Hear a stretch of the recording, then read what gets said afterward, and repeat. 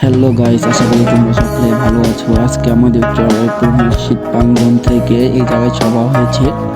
তো সেই সভাতে মেলা বসেছে, আমরা তো দুই ভাই এসেছি এই মেলাতে। তো আজকে মেলাতে আমি তোমাদেরকে দেখাবো কত এনজয় করেছে আর কি আছে এই মেলাতে। তো তোমরা এখন আমার সাথে এই ভিডিওটি ফুল দেখবে এবং চ্যানেলটিকে সাবস্ক্রাইব করে দিই। তা প্রথমে আমি গেলাম মেলাতে, একটু ঘুরে আসলাম পপকর্নের দোকানে। পপকর্নে যে বললাম যে একটা 20 টাকা দামের পপকর্ন নিলাম। তো অস্থির কালার দেখে পপকর্নটা নিয়েছি। তাছাড়া আমার নেওয়ার কোনো বাড়তি কোনো অবজেক্ট ছিল না। ওইটা নেওয়ার পরে আমি চলে গেলাম। ওটা নেওয়ার পরে আমি চললাম মেলার ভিতরে যে খেলনা দেখলাম যে কোনটা নেওয়া যায়, কিন্তু আফসোস করতে হবে আমি এখন বড় হয়ে গেছি। আমার এখন আর সেই খেলনাগুলো নেওয়ার প্রয়োজন নেই যা আমার ছোটোবেলা ছিল। আমার ছোটো ভাইকে বললাম কিছু নিবি নাকি, ও বলেছে লাগবে না, তাই আমি আর তাকে জোর করিনি। তারপরে এমনি চারপাশ দিয়ে ঘুরতে থাকলাম। তারপরে দেখলাম কসমেটিকের দোকান দেখলাম, পাশাপাশি আরও প্রচুর দোকান আছে। তো এরকমভাবে ঘুরতে লাগলাম, ভাবলাম যে কী করা যায়, কী কেনা যায়, কী করা যায়, কী কেনা যায়।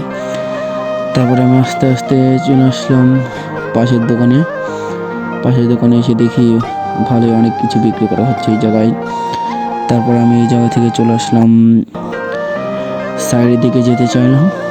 তো সাইডের দোকানে গেলাম, দেখি সেম পুরো মেলাটাই দোকানপাট, শুধু খেলনার কসমেটিকের দোকান দিয়ে ভর্তি, আর কিছু খাওয়ার দোকান বাড়তি কিছু নেই। সাথে একটা দোলনাও দেখেছিলাম আমি, দোলনা আছে, জাম্পিং ক্লাব আছে, এইগুলোই আছে, এটি বেশি বাড়তি কিছু আমি দেখিনি। তো এইভাবে আমি মেলাতে ঘুরলাম, ভিডিও করলাম। এই যে সেই দোলনাটা, যে কথা আমি একটু আগে বললাম, দোলনাতে চড়তে চাইলাম, কিন্তু রাত্রিবেলা লাইট নেই, ভিডিও হবে না, তাই আমি উঠলাম না। উঠেই বা কী করবো। তারপরে আমরা আবার মেলার ভিতরে চলে আসলাম। মেলার ভিতরে আসার পর একটু ঘোরাঘুরি করলাম, জিনিসগুলো দেখলাম যে কী নেওয়া যায় অথবা কী নেওয়া যায় না। এরকম করতে করতে ভাবলাম যে ফুচকা খাবো, তাই ফুচকার দোকানে গেলাম। ফুচকার দোকানে গিয়ে ফুচকা অর্ডার দিলাম 1 প্লেট, 2 ভাই ভাগ করে খাবো। তো ফুচকা 1 প্লেট অর্ডার দিলাম, ফুচকা বানালো।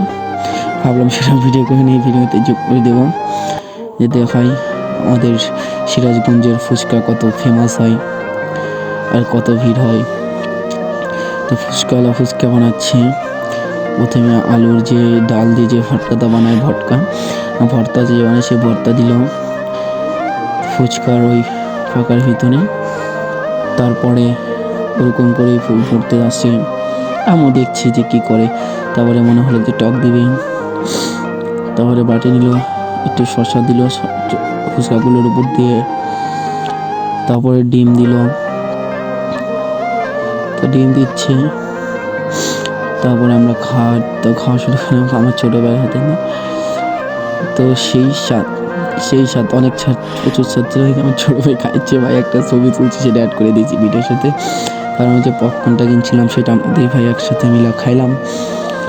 তো পপকর্নটা খাওয়ার পরে একটা ঝালমুড়ি কিনে বাসার দিকে রওনা দিলাম।